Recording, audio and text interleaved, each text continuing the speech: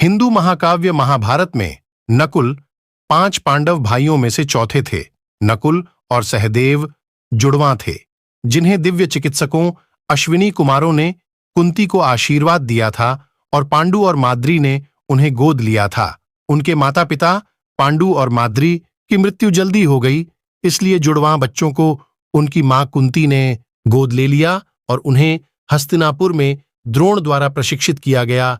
आयुर्वेद, तलवारबाजी और घुड़सवारी में कुशल नकुल को महाभारत में सबसे सुंदर व्यक्ति के रूप में वर्णित किया गया है। नकुल की 2 पत्नियां थीं, द्रौपदी और करेणुमती, छेदी राजा शिशुपाल की बेटी। युधिष्ठिर के राजसूय के लिए उन्होंने शिवियों, रोहितकों और अन्य राजवंशों पर विजय प्राप्त की। पासे के खेल के बाद पांडवों और द्रौपदी को 13 साल के लिए वनवास में भेज दिया गया और अंतिम वर्ष अज्ञातवास में रखा गया। अज्ञातवास के दौरान नकुल ने खुद को ग्रांथिका नामक एक घोड़ा प्रशिक्षक के रूप में प्रच्छन्न किया। कुरुक्षेत्र युद्ध में नकुल ने कई योद्धाओं को मार डाला। पांडु की बच्चे पैदा करने में असमर्थता, आर्षिकिंदमा के श्राप के कारण कुंती को अपने 3 बच्चों को जन्म देने के लिए आर्षि दुर्वासा द्वारा दिए गए वरदान का उपयोग करना पड़ा। उन्होंने माद्री के जुड़वां बच्चों के रूप में नकुल और सहदेव को जन्म देने के लिए अश्विनी कुमारों का आह्वान किया। माद्री ने आत्मदाह कर लिया। पति की मृत्यु हो जाने पर सती कहलाई और अपने बच्चों की देखभाल कुंती को सौंप दी। अलग अलग दिव्य पैतृक माता पिता के बावजूद कुंती के ये 5 बच्चे युधिष्ठिर, भीम, अर्जुन, नकुल और सहदेव पांडव या पांडु के पुत्र कहलाए। कुरुवंश में नकुल सबसे सुंदर व्यक्ति माने जाते थे।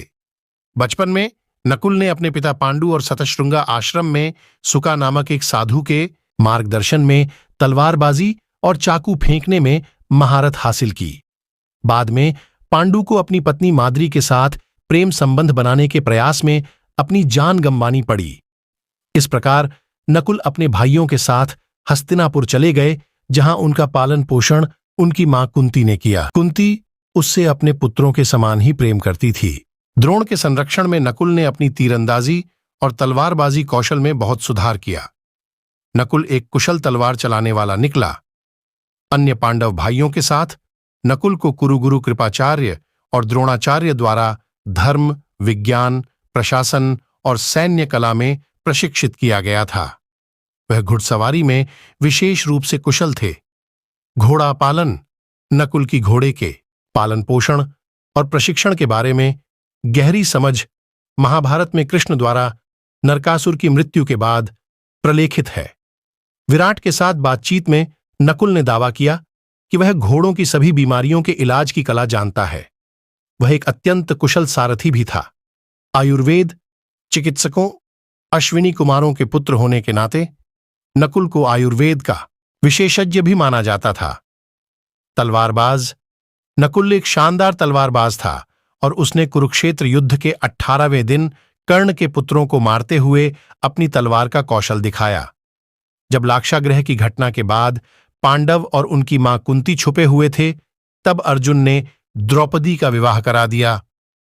नकुल ने अपने भाइयों के साथ उससे विवाह किया और उनका एक पुत्र शतानीक था, जिसे कुरुक्षेत्र युद्ध में अश्वत्थामा ने मार डाला था। इंद्रप्रस्थ के सम्राट के रूप में ताजपोशी के बाद नकुल को राजसूय यज्ञ के लिए राज्यों को अपने अधीन करने के लिए युधिष्ठिर द्वारा पश्चिम भेजा गया था। नकुल एक विशाल सेना के साथ वासुदेव के प्रभुत्व वाले राज्य की ओर चल पड़े। उसने सबसे पहले रोहिताका के समृद्ध पर्वतीय देश पर आक्रमण किया। उसने एक भीषण मुठभेड़ में देश के मट्टाम्युर्कों को हराया। आर्षिक्रोधा के साथ एक अन्य युद्ध में नकुल ने सायरिशाका और महित्ता के क्षेत्रों को अपने अधीन कर लिया। उन्होंने कई जनजातियों और छोटे राजवंशों को भी हराया, जिनमें दशार्णस, सिविस, त्रिगर्तस, अम्वाष्टस, मालवस, कर्नाट्स की 5 जनजातियां, मध्यमकेय, वट्टाधनस और उत्सव संकेतस शामिल थे। पासे के खेल में युधिष्ठिर की हार का मतलब था कि सभी पांडवों को 13 साल तक वनवास में रहना पड़ा। एक बार निर्वासन में जटासुर ने एक ब्राह्मण के रूप में प्रच्छन्न होकर द्रौपदी, सहदेव और युधिष्ठिर के साथ नकुल का अपहरण कर लिया। अंततः भीम ने उन्हें बचाया और इसके बाद हुई लड़ाई में नकुल ने क्षेमंकर, महामहा और सुरथा को मार डाला। उन्होंने एक घोड़ा प्रशिक्षक के रूप में काम किया जो शाही अस्तबल में घोड़ों की देखभाल करता था। नकुल चाहते थे कि द्रुपद पांडव सेना के सेनापति बने, लेकिन युधिष्ठिर और अर्जुन ने धृष्टद्युम्न को चुना। एक योद्धा के रूप में नकुल ने शत्रु पक्ष के प्रमुख युद्ध नायकों को मार डाला। नकुल के रथ के झंडे पर सुनहरी पीठ वाले लाल हिरण की छवि थी। उनका शंख, जो युद्ध के आरंभ में अन्य लोगों के बीच बजाया जाता था, उसका नाम सुघोष था। नकुल 7 अक्षुणियों में से एक का नेता था। युद्ध के पहले दिन नकुल ने दुस्शासन को हराया, उसकी जान बचाई ताकि भीम अपनी शपथ पूरी कर सके। 11वें दिन नकुल ने शल्य को पराजित कर उसका रथ नष्ट कर दिया। 13वें दिन द्रोणाचार्य की सेना में उसके आगे बढ़ने पर जयद्रथ ने उसे खदेड़ दिया। 15वें दिन वह दुर्योधन से आमने सामने के द्वंद्व में हार गया। 16वें दिन वह कर्ण से हार गया और बच गया। 18वें दिन उन्होंने कर्ण के पुत्रों चित्रसेन, सत्यसेन और सुषेण को मार डाला। युद्ध के बाद युधिष्ठिर ने नकुल को उत्तरी मद्र का राजा और सहदेव को दक्षिणी मद्र का राजा नियुक्त किया।